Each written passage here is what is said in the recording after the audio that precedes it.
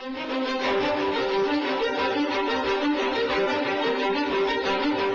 reforma electoral se está discutiendo y seguramente se aprobará próximamente. Nos acompaña hoy César Camacho, presidente nacional del PRI.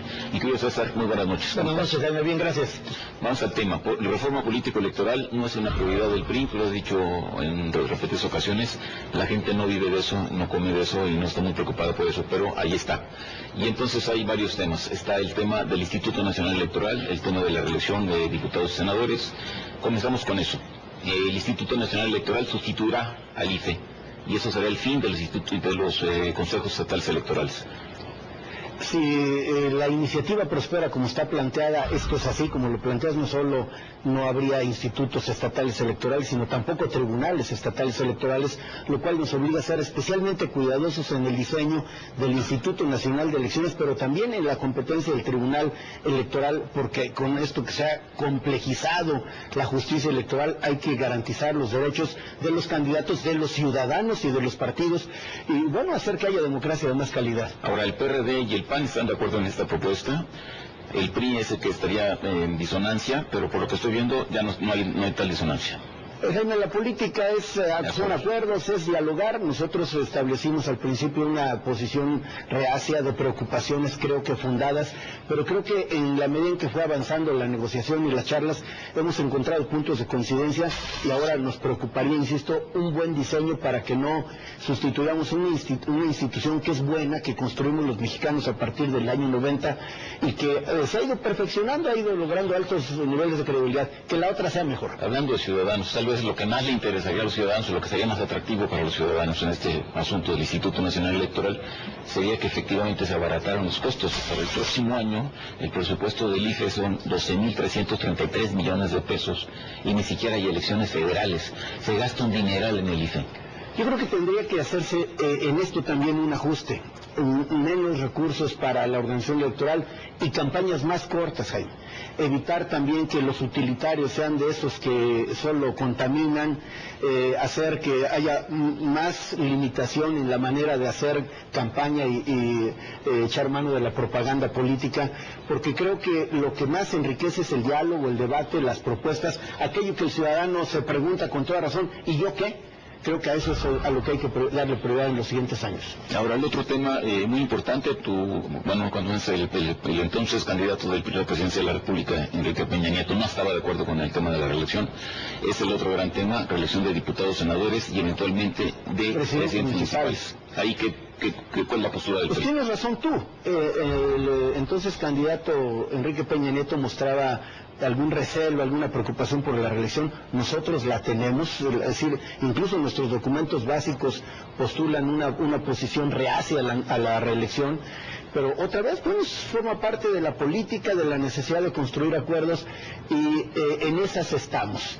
En principio sí nos preocupa, creo que la eternización o la posible eternización de un político en un cargo de elección popular no le ayuda a la democracia, a la movilidad social, a la capilaridad política, pero bueno, discutamos y tratemos de construir los consensos que se necesitan. Ahora, la oposición del entonces candidato de tu partido era relativamente opuesta a senadores y diputados, pero bastante más reacia a presidentes municipales. Incluso se pensó en la posibilidad de que fueran los estados los que en determinado momento determinaran si en cada estado habría o no habría reelección. ¿En qué va la cosa? En eso justamente, hoy tenemos una disposición constitucional cerrada que dice no a la reelección desde la Constitución, en un fenómeno que yo calificaría como sobreregulación federal de la vida local.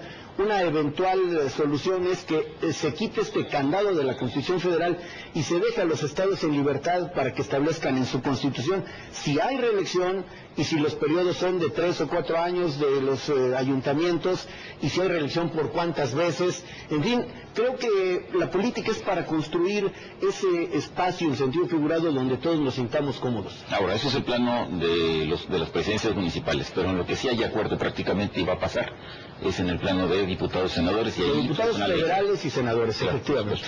Ahora, lo otro que está proponiendo la oposición, y ahí también hay una cierta convergencia PAN y PRD, es en la posibilidad o en la necesidad de gobiernos de coalición. Pero las figuras allí son muy distintas. De lo que se trata, según ellos, es, a veces se habla de una especie de jefe de gabinete, y luego se habla de un sistema más bien semiparlamentario. ¿Tu partido cómo se sitúa frente a eso? Nosotros creemos que lo que tenemos que garantizar es un ambiente de gobernabilidad, es decir, un ambiente en donde haya contrapesos, donde haya rendición de cuentas, donde nadie sea el todopoderoso, que todos, empezando por el presidente de la República, esté claramente sometido a los controles de la ley, del Congreso subrayadamente, eventualmente a los del Poder Judicial. ¿Qué está pasando? El asunto aquí es que se formen gobiernos de coalición. Yo lo que creo es que no puedes forzar a que se formen gobiernos de coalición en un esquema jurídico. Se pone. Sí, el asunto está que pasa por la voluntad de los actores, de suerte que los gobiernos de coalición son producto de un acuerdo que a veces se inicia en las campañas, es decir, se plantea una coalición electoral que puede subsistir para ser una coalición de gobierno. Nosotros lo que queremos es honrar los compromisos que hacemos, y aquí de lo que se trata es de garantizar que los gobiernos no queden inmóviles, de que los gobiernos caminen, que sean eficaces. Muchas cosas. ¿Están a favor o en contra del gobierno de coalición? Mira, estamos a favor de discutir cómo lograr que los gobiernos sean eficaces y funcionen. Esto de gobiernos de coalición me parece por momentos que pretende trasladar instituciones jurídicas y políticas de otras latitudes, sobre todo de sistemas parlamentarios, y tratar de meterlas, creo yo, que con calzador a un país que tiene un diseño constitucional diferente. Bueno, yo creo que estás en lo cierto, de eso se trata, eso es lo que propone cierta parte de la oposición. Por eso vuelvo a preguntar, ¿ustedes están en contra de esta posibilidad?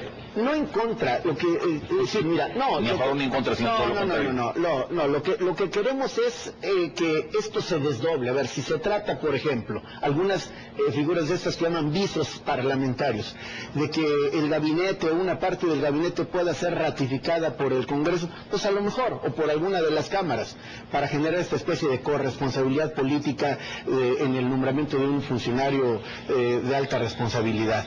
Si de lo que se trata es de generar controles más severos, más estrictos a la gestión pública, nos parece correcto. La rendición de cuentas creo que es un valor inherente de la democracia. Pero en otros países, si tú lo conoces muy bien como estudioso del tema, pues puede llegar incluso a disolverse un gobierno. Sí. Yo creo que el diseño constitucional no nos da para eso. Yo soy afecto a un sistema presidencial fuerte, pero no omnipotente. Un presidente de la República democrático, que ejerce una presidencia democrática. Esa puede ser que sea tu postura, y eventualmente, no sé, a lo mejor la postura del presidente de la República también, porque también cuenta, seguramente no. Pero todo esto se está dando en el contexto de un toma y daca de lo que está ocurriendo. Hay una reforma fiscal en marcha, hay una reforma energética que viene. Gustavo Madero, presidente del PAN, fue muy categórico y muy preciso en eso. Dijo, bueno, si no hay reforma electoral antes, reforma político-electoral antes, a ver qué pasa con la energética. Entonces, el asunto aquí es pues que se está pidiendo una cierta cantidad de cosas en lo político-electoral, a cambio eventualmente de algo en el tema financiero, del tema de reforma fiscal y en el tema de reforma energética. Eso es lo que está pasando. Mira, se está haciendo mucha política muy intensa en un lapso muy corto. Ya convinimos, es decir, estamos de acuerdo en el PRI que vaya por delante la reforma político-electoral respecto de la energética. Por eso, y lo he dicho sin recato, nos urge que la política electoral se destrabe, que logremos los acuerdos, que se impulsen los cambios, sobre todo los constitucionales, porque requieren mayorías calificadas, requieren dar toda una vuelta por el país para que las legislaturas locales los avalen, y que nos importa mucho que no se detenga la discusión, tanto en foros con expertos, la discusión en comisiones de la reforma energética, porque si bien es cierto, se votará primero la reforma político-electoral, no sería prudente ni práctico que al otro día empezara la discusión de la reforma energética. Vamos haciendo que corran en forma paralela, que se discuta y se apruebe la reforma político-electoral, y enseguida que entremos a la recta final en la discusión y aprobación de la reforma energética. Ahora, hablando de gobiernos de coalición, es obvio que lo que estamos viendo también son alianzas coyunturales. Se publicó un artículo de Jesús Zambrano, presidente del PRD, donde hablaba que esta reforma fiscal que presentó el presidente Peña Nieto era un rompimiento con 30 años de neoliberalismo. Se refería, bueno, obviamente a los gobiernos panistas, pero también al gobierno de Zedillo, al gobierno de Salinas, al gobierno de Miguel de la Madrid, y que esto es un giro de 180 grados. Y hay quien empieza a ver, a suponer, yo a veces me pregunto si esto es cierto o no es cierto, que estamos ante la posibilidad de una convergencia de centro izquierda, donde el PRI se está jalando, cuando vamos en el tema fiscal, hacia las posiciones del PRD. Hay muchos de los artículos que se presentaron que parecen calcados de la propuesta del PRD.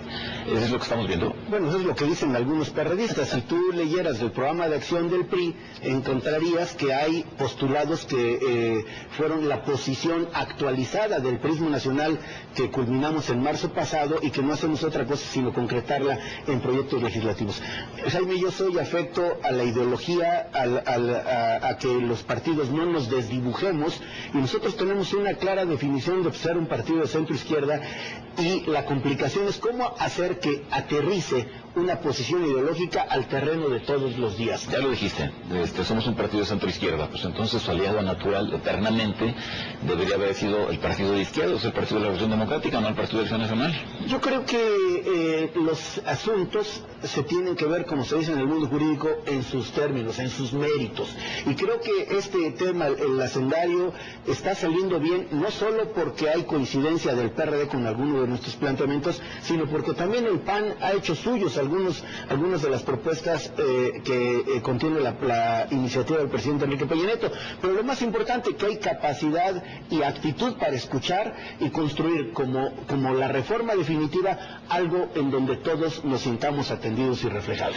Ahora, hay una serie de hechos recientes donde el gobierno parece muy preocupado de no lastimar la relación con el PRD. Y menciono, por ejemplo, el caso de la famosa ley secundaria en la reforma educativa, que fue una especie de concesión. Tú estás en el pacto, lo sabes mejor que yo. Fue una concesión a una petición del PRD justamente para no tensar más las relaciones con el CENTE. Punto número uno. Punto número dos, este programa de reforma fiscal pues sí tiene puntos que tradicionalmente estuvieron en el programa del PRD más que en el programa del PRI. Y bueno, el reciente fondo de la capitalidad que se acaba de aprobar, pues también parece una concesión a la izquierda. O sea, pareciera que el gobierno de Enrique Peña Nieto, a diferencia de otros gobiernos priistas, va mucho más en el sentido de forjar una alianza con el PRD que con el PAN. Esto, Jaime, del fondo de capitalidad no es una concesión al PRD, es admitir que hay una realidad en la capital del Distrito Federal, hoy gobernada por el PRD. Pero esta no es una posición de izquierda, esta es una posición razonable que el gobierno de Enrique Peña Nieto, en esta actitud abierta y dispuesta, considera que debe ser atendido. De modo que yo creo que es algo mucho más complejo. Hemos mantenido puentes tendidos y los queremos seguir manteniendo con todos los partidos políticos. Obviamente los firmantes del pacto tienen una densidad, un peso mucho mayor porque gobiernan capitales, gobiernan estados, tienen un peso importante en las cámaras, pero nos interesa hacer acuerdos con todos los actores políticos porque en esa medida habrá una base de sustentación democrática más amplia y las cosas caminarán mejor para México. Mi querido César, como el tiempo es un recurso muy limitado, de Castillo Peraza, en paz descanse, se nos acabó. Pero estás convocado próximamente para que veamos la reforma energética, ¿te parece? Me parece, y también de la reforma para generar esta igualdad cabal entre hombres y mujeres. Creo yo que a las mujeres la mejor manera de respetarlas, honrarlas, es impulsándolas, es dándoles oportunidad para hacer mucha política. Le van a dar más calidad a la política. Con eso cumplimos. Te agradezco mucho. Gracias, nos vemos próximamente. Así será. En contexto, hasta la próxima semana. Buenas noches.